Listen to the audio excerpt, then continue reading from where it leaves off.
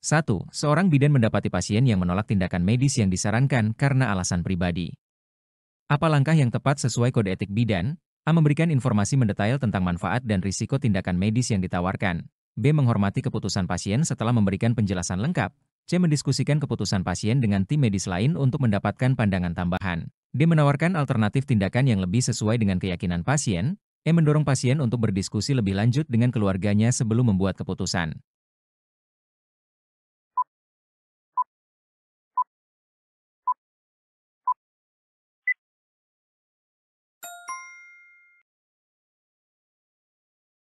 Dalam situasi di mana seorang pasien menolak tindakan medis karena alasan pribadi, langkah yang tepat sesuai kode etik bidan adalah menghormati keputusan pasien setelah memberikan penjelasan lengkap.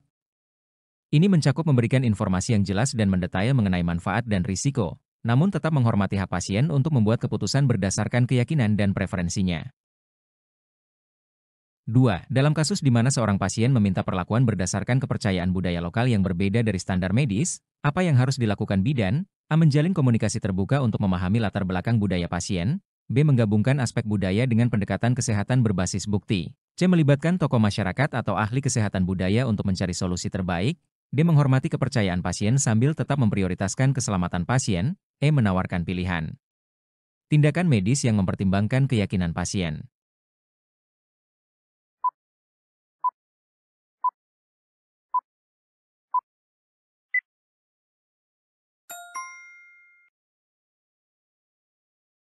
Dalam kasus di mana seorang pasien meminta perlakuan berdasarkan kepercayaan budaya yang berbeda dari standar medis, langkah yang tepat bagi bidan adalah menghormati kepercayaan pasien sambil tetap memprioritaskan keselamatan pasien. Ini mencakup upaya untuk memahami dan menghargai kepercayaan budaya pasien, sambil memastikan bahwa keselamatan dan kesehatan pasien tetap menjadi prioritas utama.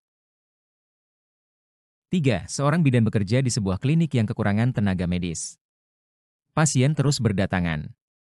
Apa tindakan bidan yang sesuai dengan kode etik dalam situasi ini? A. Memberikan pelayanan terbaik meskipun dalam keterbatasan. B. Mengutamakan pasien yang memerlukan penanganan darurat terlebih dahulu. C. Menjaga komunikasi baik dengan pasien agar mereka tetap merasa diperhatikan. D. Mengajak kolega lain untuk berbagi beban pekerjaan jika memungkinkan. E. Memberikan edukasi singkat kepada pasien yang menunggu agar mereka lebih tenang.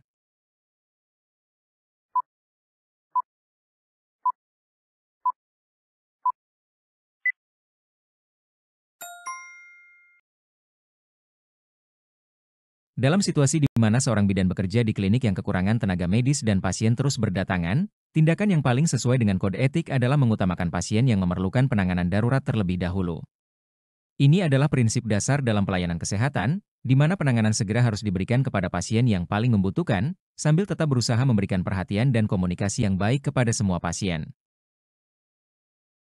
4. Bidan A menemukan kesalahan dalam rekam medis pasien yang baru saja ia periksa. Apa yang sebaiknya dilakukan oleh bidan tersebut? A. Mengadakan diskusi internal untuk meningkatkan kualitas pelayanan medis. B. Memberitahu tim medis terkait dan memastikan kesalahan tidak terjadi lagi. C. Berkoordinasi dengan pasien dan memberikan penjelasan atas kesalahan yang terjadi. D. Meninjau prosedur yang berlaku untuk mencegah kesalahan serupa di masa depan. E. Segera memperbaiki rekam medis dan mendokumentasikan perbaikan tersebut.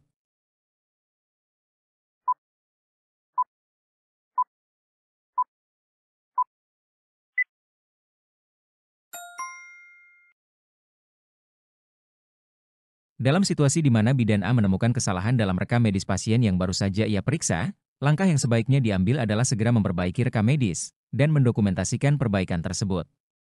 Hal ini penting untuk memastikan bahwa informasi medis yang akurat tersedia untuk perawatan pasien. Selain itu, mendokumentasikan perbaikan juga penting untuk transparansi dan akuntabilitas.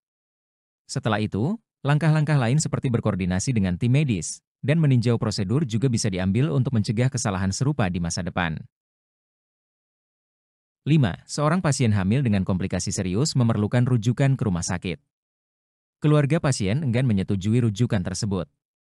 Apa yang seharusnya dilakukan bidan? A. Menjelaskan dengan detail risiko yang dapat terjadi jika tidak dilakukan rujukan. B. Melibatkan keluarga dalam proses pengambilan keputusan secara transparan. C. Memberikan penjelasan yang lebih mendalam agar keluarga memahami pentingnya rujukan. D. Mengajak pasien dan keluarganya untuk mempertimbangkan keselamatan sebagai prioritas. E. Memberikan rekomendasi terbaik kepada pasien sambil tetap menghormati keputusan akhir keluarga.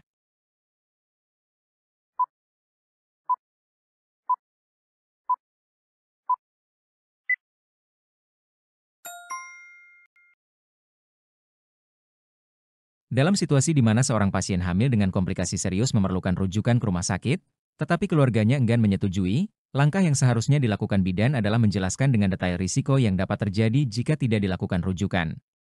Penting untuk memberikan informasi yang jelas dan komprehensif mengenai konsekuensi yang mungkin timbul jika rujukan tidak dilakukan, agar keluarga dapat membuat keputusan yang lebih terinformasi.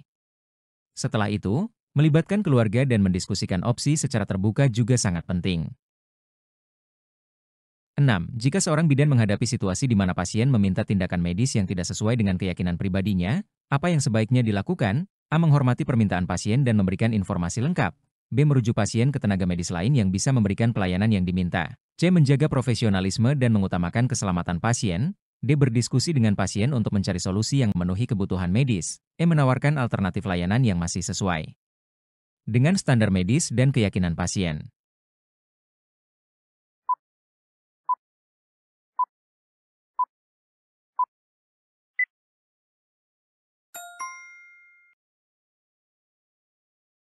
Jika seorang bidan menghadapi situasi di mana pasien meminta tindakan medis yang tidak sesuai dengan keyakinan pribadinya, langkah yang sebaiknya diambil adalah merujuk pasien ke tenaga medis lain yang bisa memberikan pelayanan yang diminta. Merujuk pasien merupakan cara untuk menghormati keinginan dan keyakinan pasien, sambil tetap menjaga profesionalisme dan etika. Hal ini juga memastikan bahwa pasien mendapatkan perawatan yang mereka butuhkan dari tenaga medis, yang bersedia memberikan layanan tersebut. 7. Seorang pasien menyampaikan keluhan terhadap pelayanan yang diberikan oleh bidan. Bagaimana seharusnya bidan menanggapi keluhan tersebut sesuai dengan kode etik? A. Mendengarkan keluhan pasien dengan penuh empati. B. Menjelaskan situasi secara profesional sambil tetap menghargai pandangan pasien. C. Mengambil tindakan korektif yang diperlukan untuk meningkatkan layanan. D. Mengajak pasien berdiskusi lebih lanjut untuk menemukan solusi yang tepat. E. Memberikan jaminan kepada pasien bahwa keluhan tersebut akan ditindaklanjuti.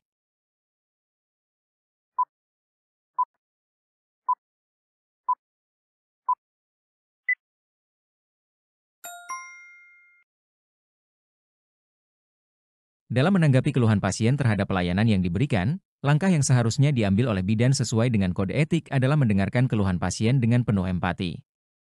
Mendengarkan dengan empati adalah langkah pertama yang penting untuk memahami perspektif pasien dan menunjukkan bahwa mereka dihargai. Setelah itu, langkah-langkah lain seperti menjelaskan situasi, mengambil tindakan korektif, atau berdiskusi lebih lanjut dapat diambil untuk menanggapi keluhan dengan lebih efektif.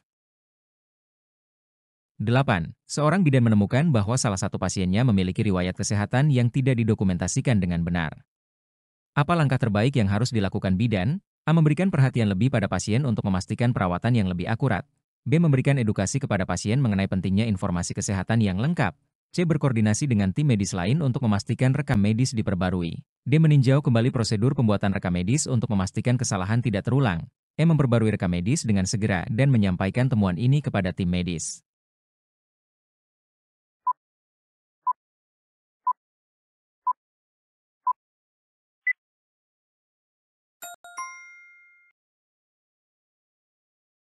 Dalam situasi di mana seorang bidan menemukan bahwa salah satu pasiennya memiliki riwayat kesehatan yang tidak didokumentasikan dengan benar, langkah terbaik yang harus dilakukan adalah memperbarui rekam medis dengan segera dan menyampaikan temuan ini kepada tim medis.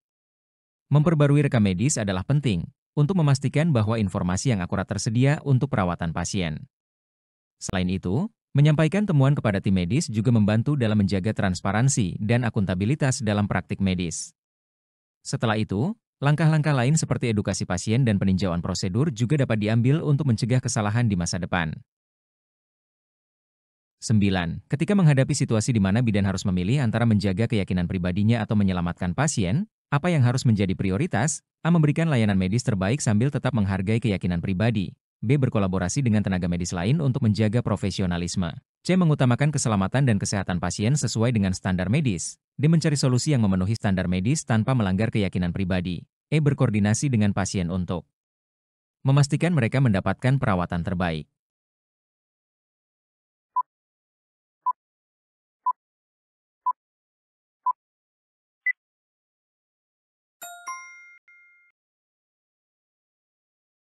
Ketika menghadapi situasi di mana bidan harus memilih antara menjaga keyakinan pribadinya atau menyelamatkan pasien, prioritas yang seharusnya adalah mengutamakan keselamatan dan kesehatan pasien sesuai dengan standar medis.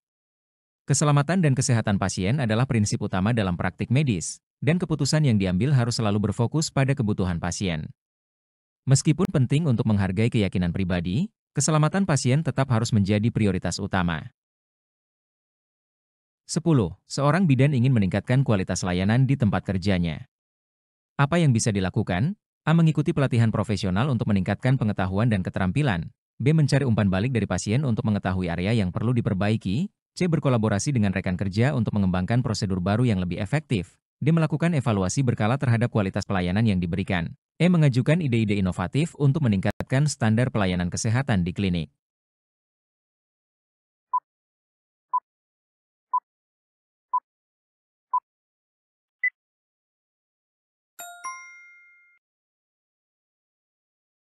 Untuk meningkatkan kualitas layanan di tempat kerja, langkah yang dapat dilakukan oleh bidan adalah mengikuti pelatihan profesional untuk meningkatkan pengetahuan dan keterampilan. Namun, semua pilihan yang disebutkan memiliki nilai yang penting. Mengikuti pelatihan akan memperbarui pengetahuan dan keterampilan bidan, sementara mencari umpan balik, berkolaborasi dengan rekan kerja, melakukan evaluasi berkala, dan mengajukan ide-ide inovatif juga merupakan langkah-langkah yang berkontribusi pada peningkatan kualitas layanan secara keseluruhan. Idealnya, kombinasi dari semua langkah ini akan memberikan dampak yang lebih besar. 11. Saat melakukan konseling dengan ibu hamil, apa yang sebaiknya dilakukan bidan untuk memastikan informasi yang diberikan mudah dipahami oleh pasien? A. Mengulangi poin-poin penting dari diskusi untuk memperjelas. B. Mengajukan pertanyaan terbuka untuk memeriksa pemahaman pasien. C. Menggunakan alat bantu visual untuk menjelaskan kondisi kesehatan. D. Menggunakan bahasa yang sederhana dan tidak terlalu teknis. E. Mengajak anggota keluarga untuk mendukung pemahaman pasien.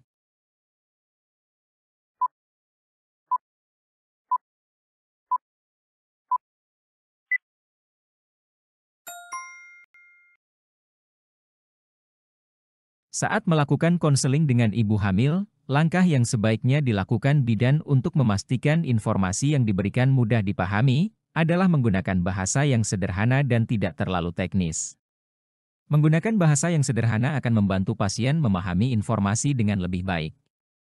Meskipun semua opsi lain, seperti mengajukan pertanyaan terbuka, menggunakan alat bantu visual, mengulangi poin-poin penting, dan mengajak anggota keluarga, juga penting dan dapat mendukung pemahaman, memulai dengan bahasa yang jelas dan sederhana adalah dasar yang penting dalam komunikasi efektif.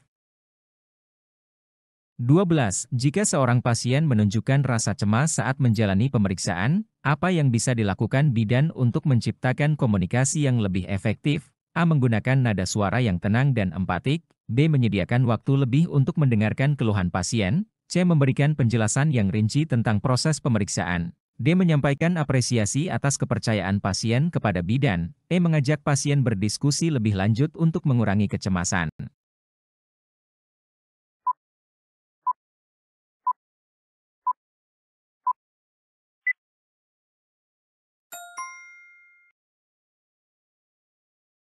Jika seorang pasien menunjukkan rasa cemas saat menjalani pemeriksaan, langkah yang bisa dilakukan bidan untuk menciptakan komunikasi yang lebih efektif adalah menggunakan nada suara yang tenang dan empatik.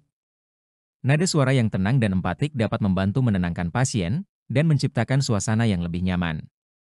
Meskipun semua opsi lain juga dapat membantu dalam mengurangi kecemasan, menciptakan lingkungan yang tenang dan mendukung merupakan langkah awal yang sangat penting dalam komunikasi dengan pasien yang cemas. 13. Ketika menjelaskan prosedur medis kepada pasien, bagaimana cara terbaik bidan memastikan pasien merasa didengarkan dan dihargai? A. Menjaga kontak mata selama berbicara. B. Memberikan waktu kepada pasien untuk mengajukan pertanyaan. C. Mencatat kekhawatiran pasien secara tertulis. D. Menunjukkan sikap terbuka terhadap pendapat pasien. E. Menggunakan kata-kata yang mendukung dan penuh perhatian.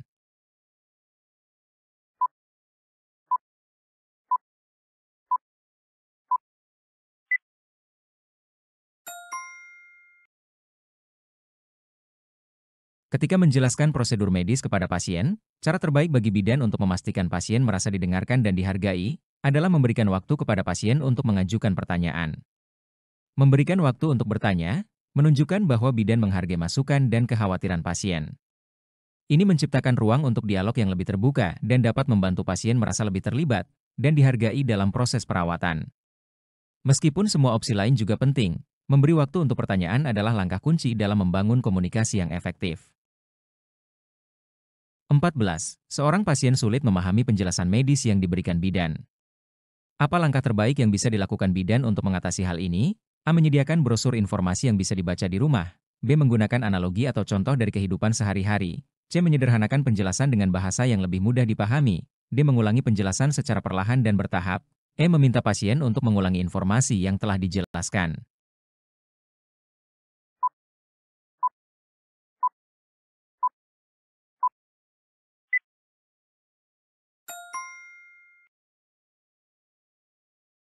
Jika seorang pasien sulit memahami penjelasan medis yang diberikan, langkah terbaik yang bisa dilakukan bidan adalah menyederhanakan penjelasan dengan bahasa yang lebih mudah dipahami. Menggunakan bahasa yang lebih sederhana, membantu memastikan bahwa pasien dapat memahami informasi yang disampaikan. Meskipun langkah-langkah lain seperti menggunakan analogi, menyediakan brosur, atau meminta pasien mengulang informasi juga dapat berguna, menyederhanakan penjelasan adalah langkah awal yang penting untuk memastikan pemahaman yang efektif. 15. Bagaimana cara bidan membangun kepercayaan pasien pada awal sesi konseling? A. Menunjukkan rasa empati terhadap situasi pasien. B. Mengajukan pertanyaan terbuka untuk mengetahui harapan pasien. C. Menyampaikan informasi pribadi bidan untuk menciptakan kedekatan. D. Menyapa pasien dengan senyuman hangat dan sikap ramah. E. Mengatur suasana ruangan agar nyaman dan tidak menegangkan.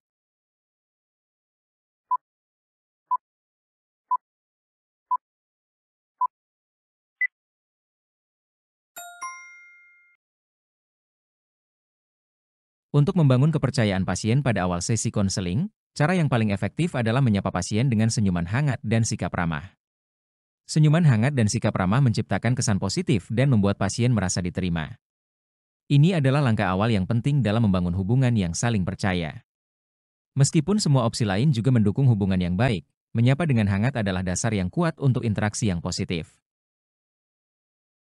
16. Ketika berhadapan dengan pasien yang banyak bertanya tentang berbagai hal terkait kesehatan kehamilan, apa yang harus dilakukan bidan? A. Menjawab pertanyaan pasien dengan sabar dan penuh perhatian. B. Menyusun informasi yang lebih sistematis agar mudah dipahami pasien. C. Memberikan kesempatan kepada pasien untuk bertanya lebih banyak.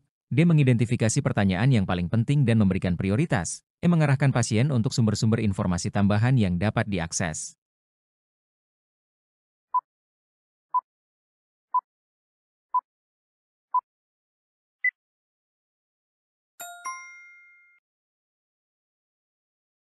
Ketika berhadapan dengan pasien yang banyak bertanya tentang berbagai hal terkait kesehatan kehamilan, langkah yang sebaiknya dilakukan bidan adalah menjawab pertanyaan pasien dengan sabar dan penuh perhatian.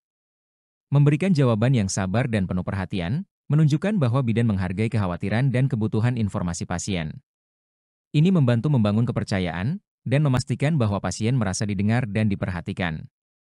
Meskipun langkah-langkah lain juga penting, menjawab dengan sabar adalah kunci dalam komunikasi yang efektif. 17. Saat memberikan edukasi tentang tanda bahaya dalam kehamilan, bidan harus memastikan pasien benar-benar memahami. Apa strategi terbaik yang dapat dilakukan? A. Menggunakan diagram atau gambar untuk menjelaskan tanda-tanda bahaya. B. Mengajukan pertanyaan kepada pasien untuk menilai pemahaman. C. Memberikan contoh kasus nyata yang relevan. D. Meminta pasien mengulang kembali informasi yang telah disampaikan. E. Menyediakan materi cetak yang bisa dibawa pulang pasien.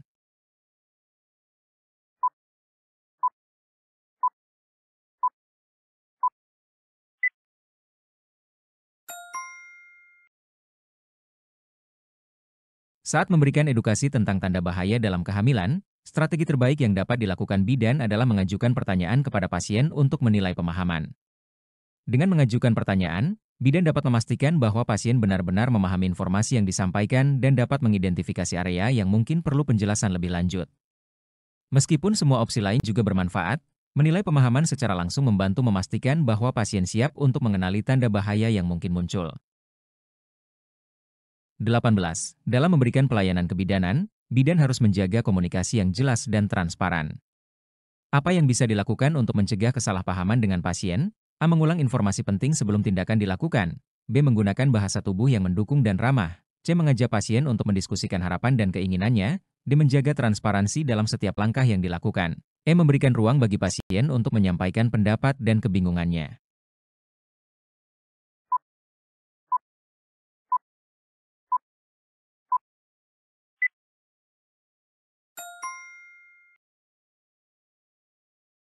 Untuk mencegah kesalahpahaman dengan pasien dalam memberikan pelayanan kebidanan, langkah yang bisa dilakukan adalah menjaga transparansi dalam setiap langkah yang dilakukan.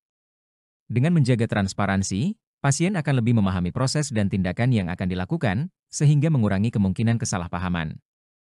Meskipun langkah-langkah lain seperti mengulang informasi, menggunakan bahasa tubuh yang mendukung, dan memberikan ruang bagi pasien untuk berdiskusi juga penting, transparansi adalah kunci dalam membangun kepercayaan dan komunikasi yang efektif. 19. Dalam menghadapi pasien yang memiliki latar belakang budaya berbeda, bagaimana sebaiknya bidan berkomunikasi agar tetap efektif? A. Menyesuaikan gaya komunikasi dengan budaya pasien. B. Menunjukkan sikap hormat terhadap kepercayaan dan nilai budaya pasien. C. Menggunakan istilah-istilah yang lebih dikenal oleh pasien. D. Mengajukan pertanyaan terbuka terkait keyakinan pasien. E. Mengajak pasien berdiskusi tentang cara perawatan yang sesuai dengan budaya.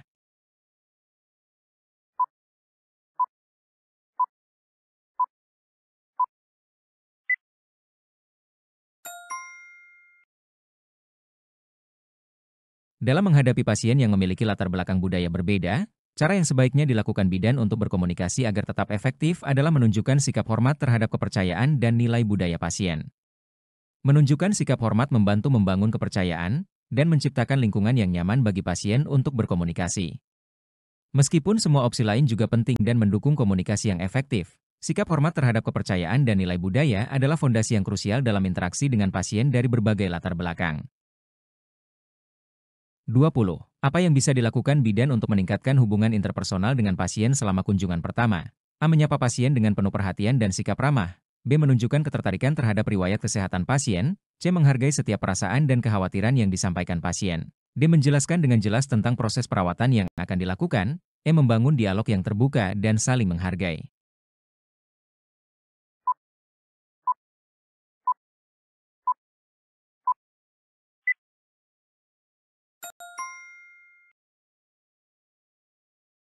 Untuk meningkatkan hubungan interpersonal dengan pasien selama kunjungan pertama, langkah yang sebaiknya dilakukan bidan adalah menyapa pasien dengan penuh perhatian dan sikap ramah.